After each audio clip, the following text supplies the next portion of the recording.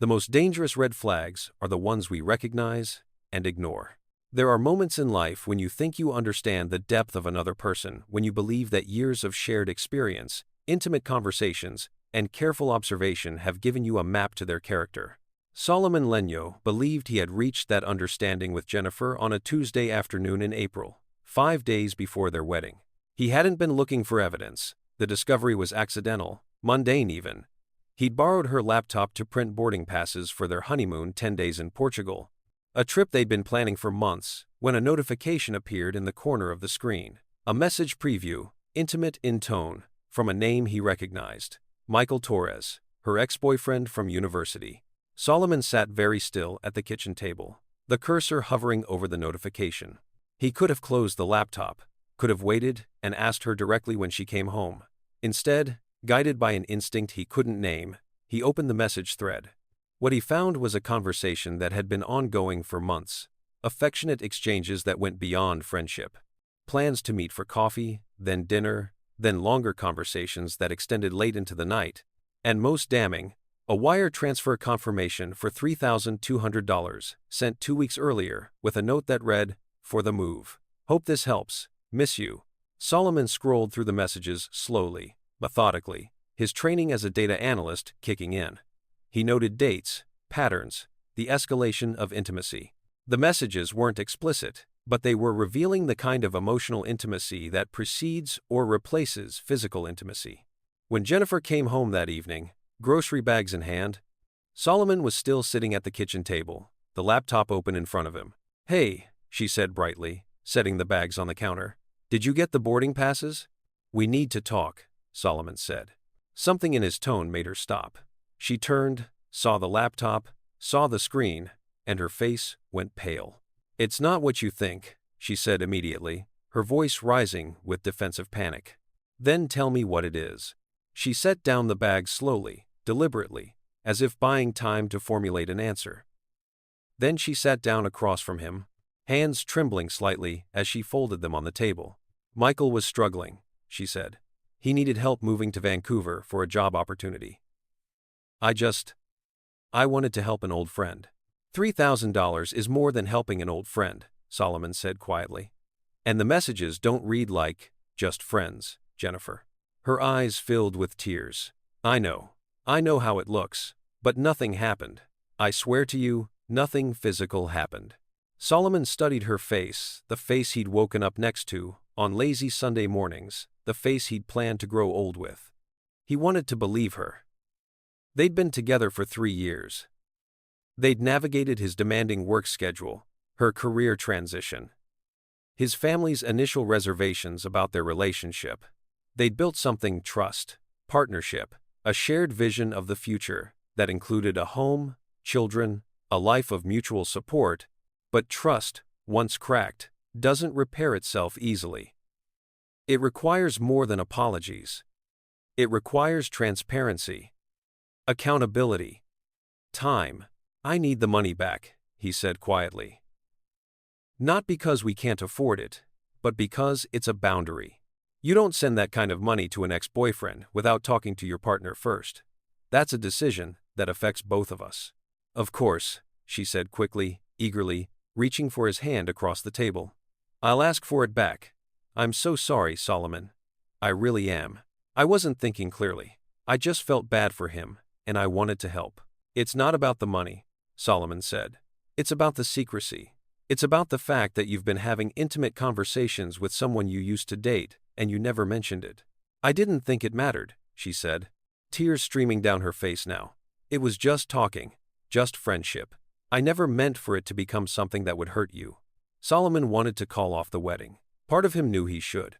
The rational part, the part trained to analyze risk and make decisions based on data, was screaming warnings.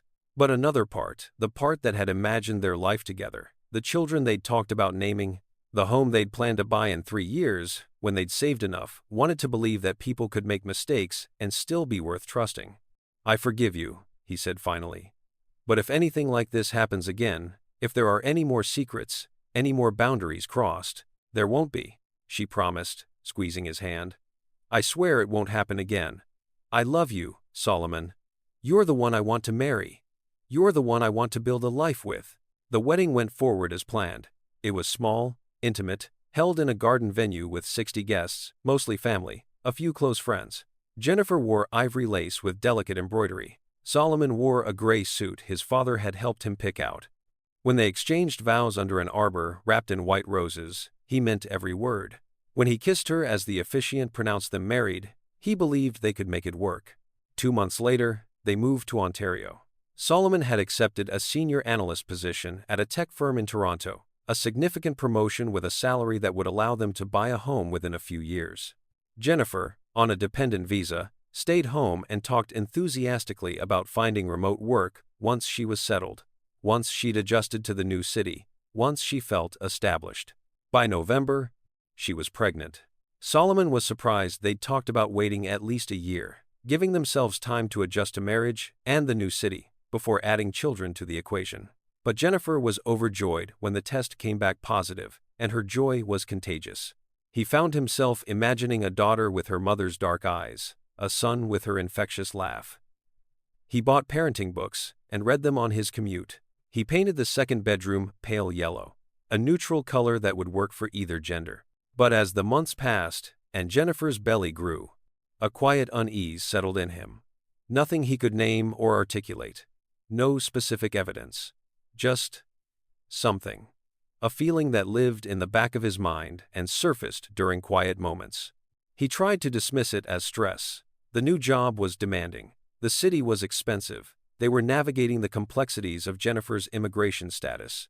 It was natural to feel anxious during a major life transition. But the feeling persisted.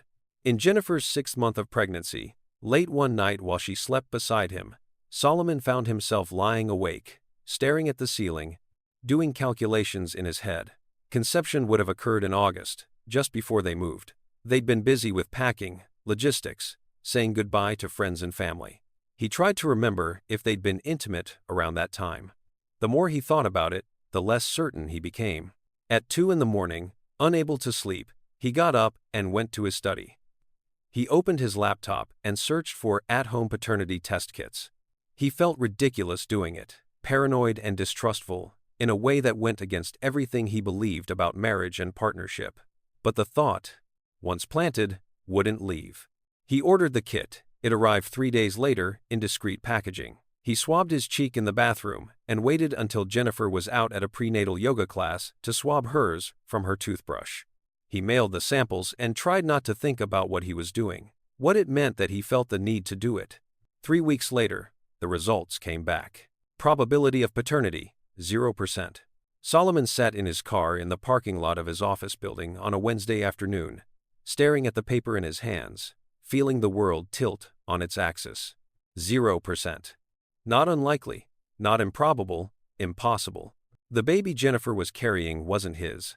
That evening, he came home early. Jennifer was in the kitchen, making dinner, humming along to music playing from her phone. She smiled when she saw him. "You're home early," she said. "Everything okay?" "I need to ask you something," Solomon said.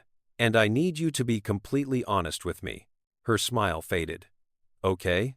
Is this baby mine?" The color drained from her face.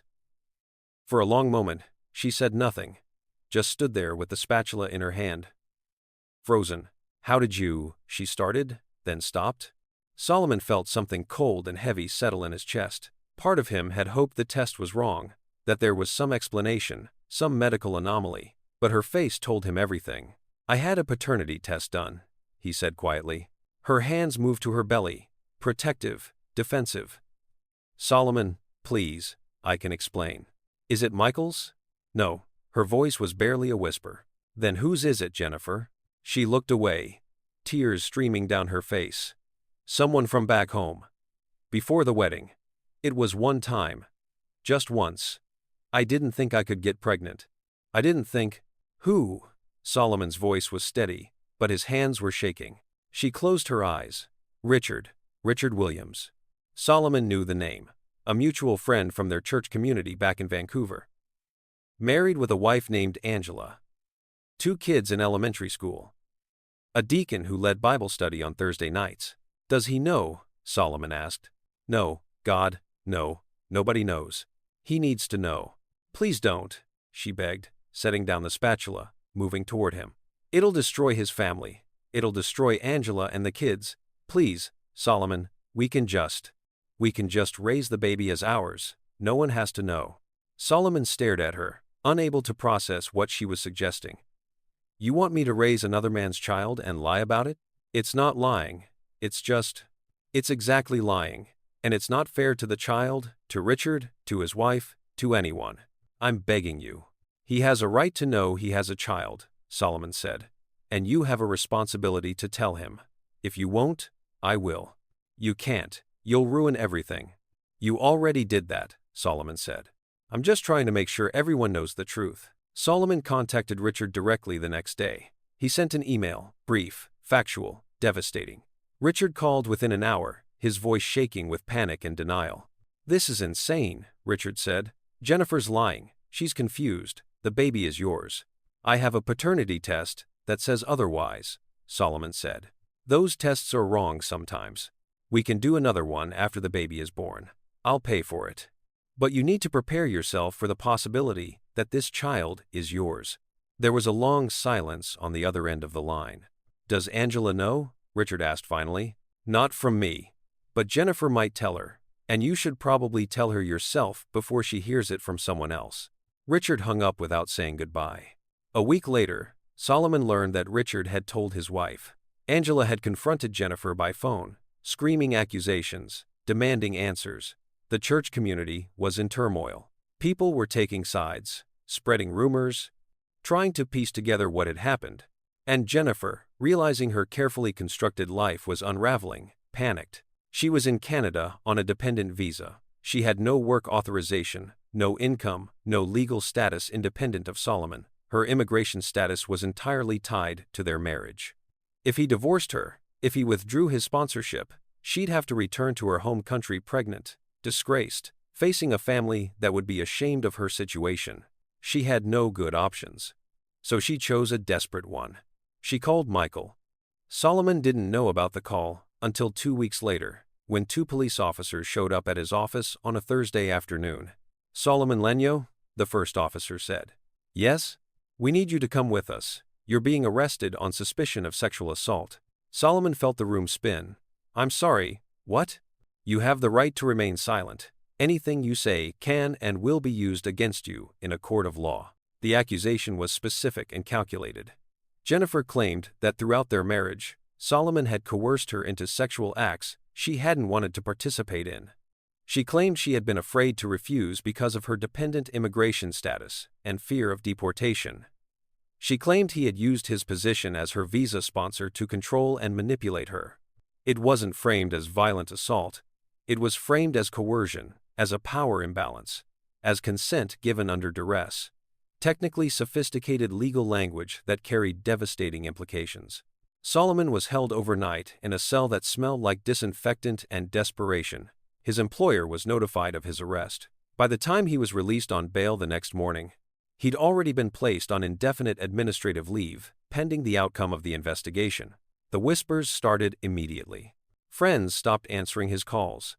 Colleagues avoided him in the rare moments he went to the office to clear out his desk. His church community, the same community that had celebrated his wedding, distanced itself, citing the seriousness of the allegations and the need to protect vulnerable members. His LinkedIn profile, once active with professional updates and networking, went silent as former colleagues quietly unfollowed him. Jennifer filed for asylum 3 days after the arrest. Her application claimed she feared persecution if returned to her home country due to her pregnancy outside of marriage and Solomon's alleged abuse. She included sworn affidavits from Michael Torres, who claimed to have witnessed Solomon's controlling and manipulative behavior during their relationship. The conspiracy was elegant in its simplicity. Jennifer positioned herself as a vulnerable immigrant woman trapped in an abusive marriage. Michael corroborated her story, adding details that seemed to establish a pattern. And Solomon, suddenly, was the villain in a story he hadn't even known was being written. His lawyer, a sharp, experienced woman in her 50s named Patricia Huang, was brutally honest during their first meeting. This is bad, she said, spreading the documents across her desk. The immigration angle makes it very complicated. She's positioning herself as vulnerable, And you, as the person with all the power, even if the criminal case doesn't proceed to trial, the damage to your reputation is already done. I didn't do any of this, Solomon said. I didn't coerce her. I didn't manipulate her. This is all a lie because she got caught cheating and got pregnant with another man's child. I believe you, Patricia said, but belief isn't evidence. What we need is documentation, everything. Every text message, every email, every financial record, every witness who can speak to your character and her behavior. What do I do in the meantime? You survive. You document everything going forward. You do not engage with her directly under any circumstances. You do not post about this on social media. You do not try to defend yourself publicly. Anything you say or do can and will be used against you. So, I just wait? You wait, and you build your case. Surviving meant completely rebuilding his life. His tech salary was gone. His savings, carefully accumulated over years of disciplined budgeting, were hemorrhaging into legal fees at an alarming rate. Within 2 months, he'd burned through $15,000 just on retainers and preliminary motions. He took a job with a construction crew framing houses in the suburbs. It was cash under the table, $18 an hour, physical labor that left him exhausted and sore. He worked alongside men who didn't know his story, who didn't care about his past, who only cared if he could swing a hammer and carry his share of the load. He worked quietly. He didn't complain about the weather, the hours, the monotony. He saved every text message, every email, every receipt.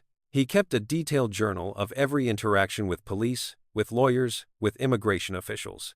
He documented everything with the same methodical precision he'd once applied to data analysis. Months passed in a blur of physical exhaustion and legal paperwork. The baby was born in June, a girl, 7 pounds, healthy. Jennifer named her Grace. Solomon saw a single photo on Facebook before the post was taken down. The baby had Jennifer's nose and mouth, but her eyes looked like Richard's. In August, Jennifer's lawyer contacted Patricia with an unexpected message. Jennifer wanted to withdraw the sexual assault accusation. She claimed she had been confused, traumatized, not thinking clearly in the wake of the pregnancy and the stress of immigration proceedings.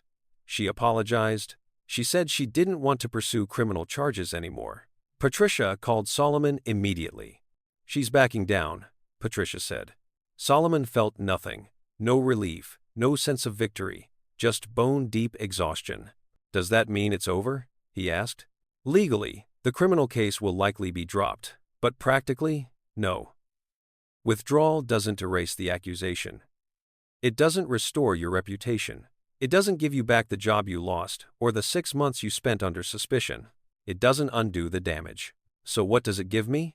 It gives you an opening, a chance to go on the offensive, to prove that she conspired to make a false accusation, to get the truth on the record. Solomon met with Jennifer one time after the withdrawal, at her request, in a supervised mediation room at Patricia's law office. She looked different, thinner, older. The baby wasn't with her. I'm sorry, she said as soon as they sat down. I was scared. I didn't know what to do. I panicked. You could have told the truth, Solomon said. I know. Why now? Why withdraw the accusation now? She looked down at her hands. Because it was wrong. Because I can't keep living with the guilt. Or because your asylum claim is being questioned and you need to look credible? She didn't answer. Solomon leaned forward. I need you to tell the truth. Publicly, officially. I need a written statement that I didn't do what you accused me of. I can't. Why not? Because it'll hurt my immigration case. If I admit I lied, they'll deny my asylum claim and deport me. So you'll let me stay ruined to protect yourself? I said I was sorry, she said, tears starting. Sorry doesn't give me back my career, Jennifer. Sorry doesn't give me back my reputation or the friendships I lost or the 6 months I spent working construction for cash because no one would hire me. She started crying in earnest now. Solomon didn't move to comfort her. I'm going to prove what you did, he said quietly. I'm going to document exactly how this conspiracy happened. Who helped you? What you planned. What you said to Michael. And I'm going to make sure it's all part of the official record. Why? She asked through tears. What will that accomplish? Because I deserve to have my name cleared. Because the truth matters. And because the next man you accuse deserves to know that you've done this before. Solomon spent the next year working construction during the day and building his legal case at night. He hired a private investigator who specialized in digital forensics. He subpoenaed phone records, email accounts, text message logs. The investigator found text messages between Jennifer and Michael discussing the accusation before it was ever filed, planning it, coordinating their stories, deciding which details would be most damaging and hardest to disprove. The messages were clinical in their calculation. If you say it was coercion, not violence, it's harder for him to prove it didn't happen. Your immigration status makes you sympathetic. Use that. Stick to the story. Don't add details he can check. Solomon also found inconsistencies in Jennifer's asylum application, dates that didn't match her timeline, claims about threats from Solomon's family that were contradicted by phone records showing she'd initiated all contact, statements about financial control that were disproven by bank records showing she had full access to their joint accounts. He wasn't angry anymore. Anger required energy he didn't have. He was methodical, patient. He understood that institutions move slowly, that justice wasn't dramatic or cinematic, that truth revealed itself in paperwork and timestamps and contradictions that accumulated over time until they became undeniable. Patricia warned him that even with all the evidence, there might not be consequences. Immigration cases are separate from criminal cases, she explained. Even if we can prove she conspired to file a false report, even if we can prove Michael helped her, that doesn't automatically mean they'll face criminal charges. The Crown has discretion. They might decide it's not worth prosecuting. So she might get away with it? She might. But at minimum, the truth will be documented. It'll be part of the official record. If she ever tries this again, with someone else, there will be a paper trail. That's not justice, Solomon said. No, Patricia agreed, but sometimes it's all we get. 2 years after the initial accusation, Solomon was working a framing job in Mississauga when his phone rang. It was Patricia. The Crown Prosecutor's Office called, she said. They're reopening the case. Solomon set down his hammer. Against me? No, against her. They're considering charges for public mischief, filing a false report, and conspiracy to obstruct justice. Solomon was quiet for a moment. What does that mean? It means they've reviewed all the evidence you compiled. The text messages, the inconsistencies, the pattern of deception. They're taking it seriously. Will it go to trial?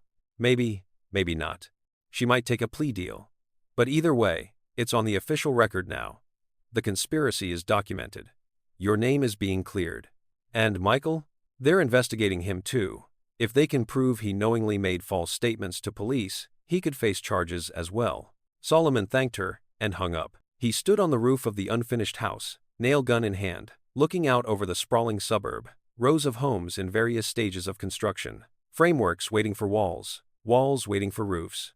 Everything incomplete but progressing. He thought about Jennifer, about Grace growing up with questions about her father, about Richard, whose marriage had ended in divorce, about Michael, who'd helped destroy an innocent person to protect his own interests and might finally face consequences. He didn't feel triumphant. He felt tired, older, changed in ways he was still trying to understand. But he also felt something else, certainty. Certainty that truth, once documented, didn't simply disappear. Certainty that systems, however slow and imperfect, could eventually recognize deception. Certainty that patience, however painful, outlasted panic. He picked up his hammer and went back to work. The house wouldn't frame itself, and the truth he'd learned required the same thing as construction: time, precision, and a solid foundation. Some lies collapse quickly. Others take years. But truth does not disappear just because it is inconvenient.